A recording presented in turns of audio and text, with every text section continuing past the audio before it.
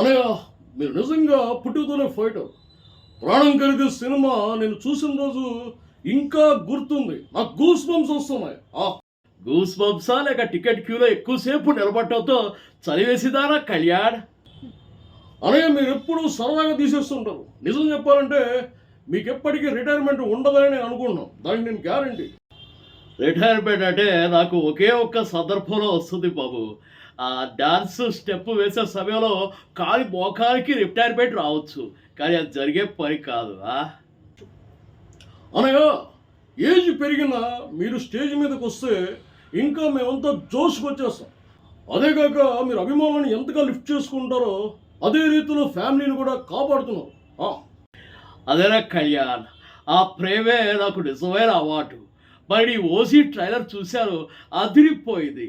కానీ నాకు డౌట్ రా కళ్యాణ్, ఆ ట్రైలర్లో నువ్వు అంత గంభీరంగా కనిపించావు.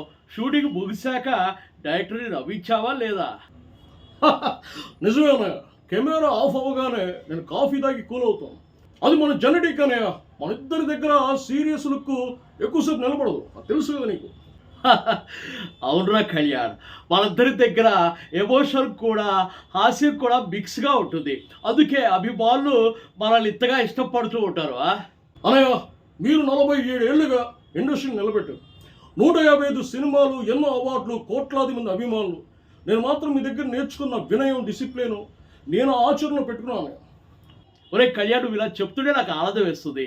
కానీ నీకు సలహా, సినిమాలు చేస్తూనే కాస్త రిటైర్మెంట్ ప్లాన్ కూడా పెట్టుకో.